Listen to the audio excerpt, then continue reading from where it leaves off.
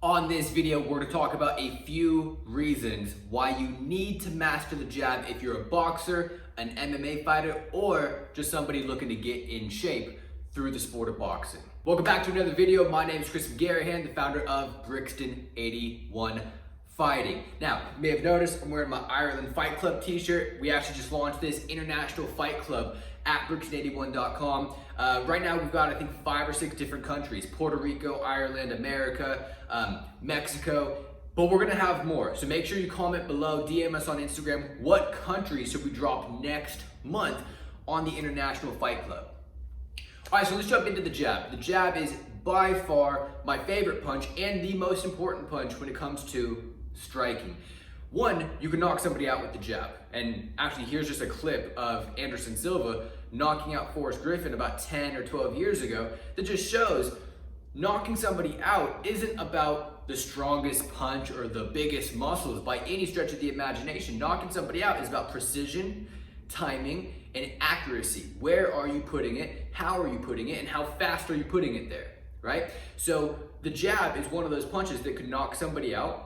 It could daze your opponent, it could wobble your opponent, but most importantly and most effectively, it can set up other punches and other combinations that really no other punch can.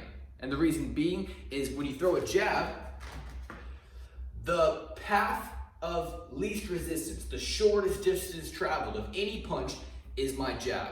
See, my power right is all the way back here. So I have to travel the furthest distance to throw that punch. Not great for setting up a punch. It's great for knocking somebody out, but setting up, not so much. The overhand, same thing. Long distance I have to travel, not a great setup punch. The left hook, I have to twist my hips to throw a powerful left hook, so by the time I twist and then throw that, again, longer distance travel. The jab is very simple,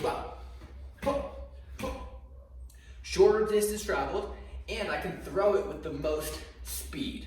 Now, here are the keys to an accurate and a beautiful jab. One, if we want to set something up and create distance, what do we need? Well, we need the longest jab possible. So step one, with your jab, you want to make sure your arm is fully extended. Never, ever, ever throw a jab with kind of the T-Rex arms, the elbow bends. You always want it fully extended. That's one.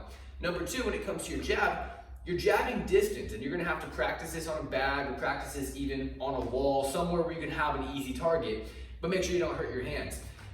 Your jabbing distance isn't the extension from the bag to your shoulder. As I'm touching the bag, that's actually not my jabbing distance. It's about 6 inches back, and that's how you're gonna extend this jab, by practicing about 6 inches back.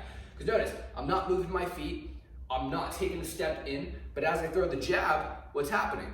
Again, I'm 6 inches away. What's happening though? I'm moving my hips, the momentum of my body, the stretching of my back is giving me that extra 6 inches. Now, you won't know this unless you practice it. So you want to practice, again, find your jabbing range, take about 6 inches back. Now, I can do it because I've been boxing my entire life. I can actually take about a foot back and still jab from this range. Now, I won't be able to knock somebody out, but I can hit somebody from about a foot away because I've conditioned my body to stretch on that jab. So it's very technical, this part of the jab, but it's something you want to make sure you get down because I can set up punches. Another UFC fight that comes to mind, George St. Pierre versus Josh Koscheck. George St. Pierre, the entire fight, just threw that beautiful snapping jab. Not too much power, nothing crazy, just snapped a jab in Josh Koscheck's eye until at the end of the fight. I think he went all 5 rounds. Josh's eye was out to here. I mean, he busted him up virtually with just a jab and a little bit of wrestling. So the jab, it can hurt somebody, it can set up a lot of things, it can definitely win you a fight, but it's also a great exercise. Now here's what I mean by that. When you're throwing short punches, your cardiovascular system isn't getting as much work. Why? Well, because you're not putting as much effort. It's like doing a push-up.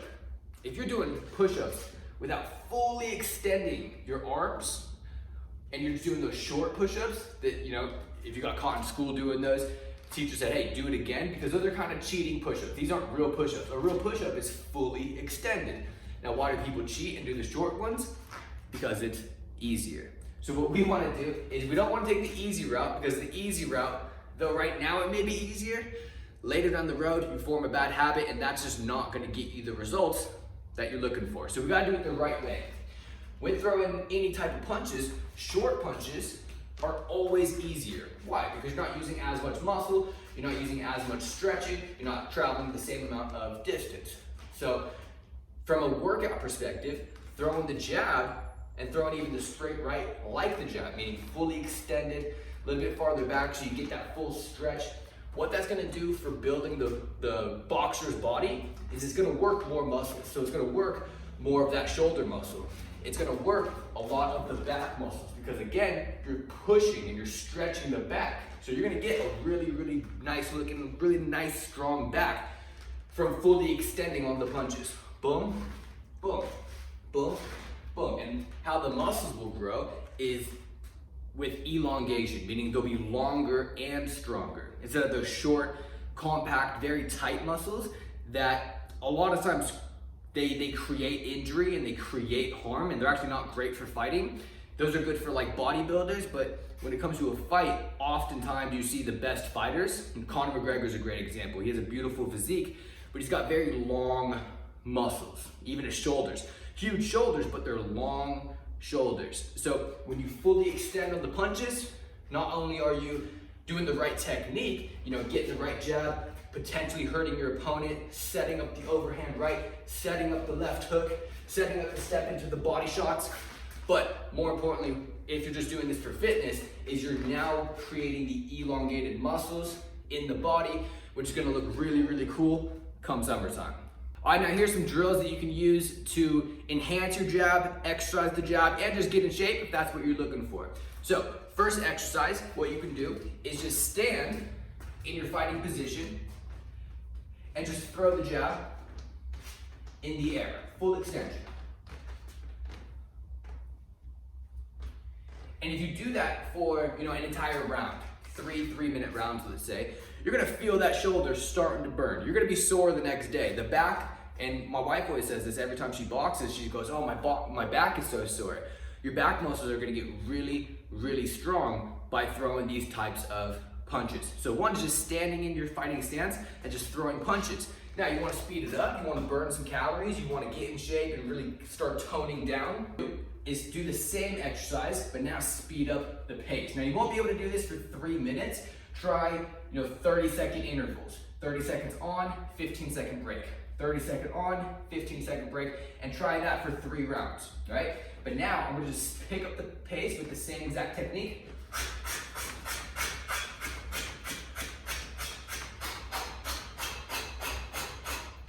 And as I'm jabbing, inhale through the nose, exhale through the mouth with that short burst of wind.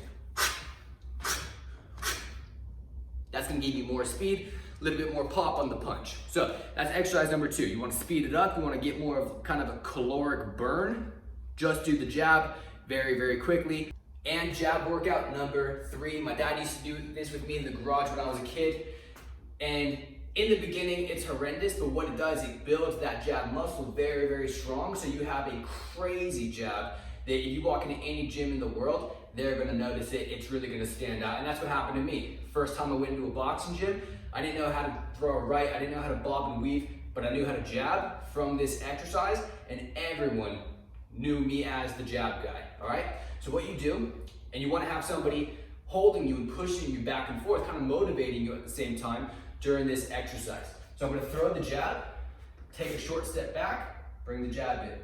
Jab, step back, jab, step back, jab, step back, jab, step back, then moving forward. And again, if somebody here is holding a pad, make sure they're holding it a few inches away from your jabbing distance, so you really have to stretch, you really have to extend to get that punch off. All right, so here's how we look in real speed.